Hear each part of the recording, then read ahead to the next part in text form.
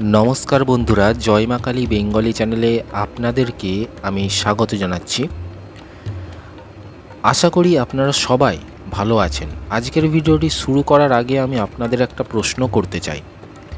আপনি কি এমন কাউকে ভালোবাসেন যার সঙ্গে আপনার নিয়মিত ফোনে কথা হয়, প্রতিদিন হয়তো কিছুক্ষণ কথা বলেন, মাঝে মাঝে মেসেজ করেন, কিন্তু তারপরও মনে হয় সে কি আমাকে সত্যিই গুরুত্ব দেয়? সে কি আমাকে মিস করে? সে কি আমার কথা ভাবে? যদি আপনার মনেও এমন প্রশ্ন আসে তাহলে আজকের ভিডিওটি শেষ পর্যন্ত অবশ্যই দেখবেন, কারণ আজ আমি এমন কিছু বাস্তব বিষয় নিয়ে আলোচনা করব যেগুলো কোনো জাদু নয়, কোনো মন্ত্র নয়, বরং মানুষের মন বোঝার সহজ কিছু নীতি। এগুলো অনুসরণ করলে সম্পর্ক আরও সুন্দর, আন্তরিক ও গভীর হতে পারে। চলুন শুরু করা যাক। প্রথম বিষয় বলি, কথা বলার আগে মন দিয়ে শুনতে শিখুন। অনেকেই মনে করেন বেশি কথা বললেই সম্পর্ক ভালো হয়, কিন্তু বাস্তবতা হলো ভালো সম্পর্কে শুরু হয় ভালোভাবে শুনতে পারা থেকে। যখন সে তার দিনের কথা বলে, তার কাজের চাপ, পরিবারের কথা কিংবা কোনো দুশ্চিন্তার কথা শেয়ার করে, তখন মাঝপথে নিজের কথা শুরু করবেন না। তাকে পুরোটা বলতে দেবেন। মানুষ সাধারণত তাকে মনে রাখে যে তাকে গুরুত্ব দিয়ে শোনে। দ্বিতীয় বিষয়টি হচ্ছে, সব সময় ফোন বা মেসেজ দিয়ে চাপ সৃষ্টি করবেন না। ধরুন আপনি প্রতি 10 মিনিট পর পর মেসেজ করছেন, কোথায়, কী করছো, উত্তর দিচ্ছ না কেন। শুরুতে হয়তো সে উত্তর দেবে, কিন্তু ধীরে ধীরে এটি বিরক্তির কারণ হতে পারে। যদি সে ব্যস্ত থাকে তাকে সময় দিন। সম্পর্কে বিশ্বাস থাকলে অযথা তাড়া দেওয়ার প্রয়োজন হয় না। তৃতীয় বিষয় হচ্ছে, নিজের জীবনকেও গুরুত্ব দিন। শুধু একজন মানুষকে ঘিরে নিজের পুরো পৃথিবী তৈরি করবেন না। নিজের পড়াশোনা, চাকরি, ব্যবসা, পরিবার, স্বাস্থ্য ও স্বপ্ন এসব নিয়েও ব্যস্ত থাকুন। যখন একজন মানুষ নিজের জীবনে এগিয়ে যায় তখন তার আত্মবিশ্বাসও বাড়ে, আর আত্মবিশ্বাস অনেক সময় বাহ্যিক সৌন্দর্যের চেয়েও বেশি আকর্ষণীয় হয়। চতুর্থ বিষয় হচ্ছে, আন্তরিক প্রশংসা করুন। মিথ্যা প্রশংসা নয়, তার যে গুণটি সত্যিই আপনার ভালো লাগে সেটি বলুন।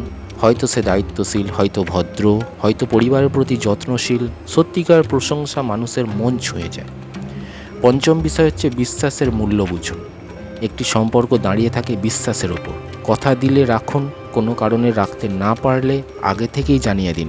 ছোট ছোট সততা বড় বিশ্বাস তৈরি করে। ষষ্ঠ বিষয় হচ্ছে, ইতিবাচক থাকুন। সবসময় অভিযোগ করলে বা নেতিবাচক কথা বললে সম্পর্কের আনন্দ কমে যায়। চেষ্টা করুন এমনভাবে কথা বলতে যাতে আপনার সঙ্গে কথা বলার পর অন্য মানুষটির মন কিছুটা হলেও ভালো হয়ে যায়। হাসি মুখ, ভদ্রতা এবং সম্মান, এই তিনটে জিনিস অনেক দূর পর্যন্ত সম্পর্ককে এগিয়ে নিয়ে যায়। সপ্তম বিষয় হচ্ছে, নিজের অনুভূতি সম্মানের সঙ্গে প্রকাশ করুন। যদি আপনি সত্যিই কাউকে ভালোবাসেন তাহলে সেটা ভদ্রভাবে বলতে পারেন, কিন্তু মনে রাখবেন ভালোবাসা কখনো জোর করে আদায় করা যায় না। অন্য মানুষটিরও নিজের অনুভূতি প্রকাশ করার স্বাধীনতা আছে। যদি সেও একই অনুভূতি রাখে তাহলে সম্পর্ক আরও এগোবে, আর যদি সে না রাখে তাহলে তার সিদ্ধান্তকে সম্মান করা পরিণত মানুষের পরিচয়। একটা ছোট গল্প বলছি, দর্শকরা একটু শুনবেন মন দিয়ে। একজন ছেলে প্রতিদিন একটি মেয়েকে 10-15 বার ফোন করত। মেয়েটি ব্যস্ত থাকলেও সে বারবার জানতে চাইত, কেন ফোন ধরছো না। ফলে ধীরে ধীরে মেয়েটি কথা বলা কমিয়ে দিল। পরে ছেলেটি নিজের আচরণ বদলালো, সে সম্মান দিয়ে কথা বলতে শুরু করলো, নিজের কাজেও মন দিল এবং মেয়েটিকে প্রয়োজনীয় সময় দিল। কয়েক মাস পরে তাদের যোগাযোগ আরও স্বাভাবিক ও আন্তরিক হয়ে উঠল। এই গল্পের শিক্ষা হলো, চাপ নয়, সম্মান সম্পর্ককে টিকিয়ে রাখে। এবার শেষ কথা বলি, খুব গুরুত্বপূর্ণ বন্ধুরা, সত্যিকারের ভালোবাসা এমন কিছু নয় যা কোনো কৌশলে জোর করে পাওয়া যায়। যে সম্পর্ক বিশ্বাস, সম্মান, ধৈর্য এবং আন্তরিকতার ওপর দাঁড়িয়ে, সেই সম্পর্কই দীর্ঘদিন টিকে থাকে।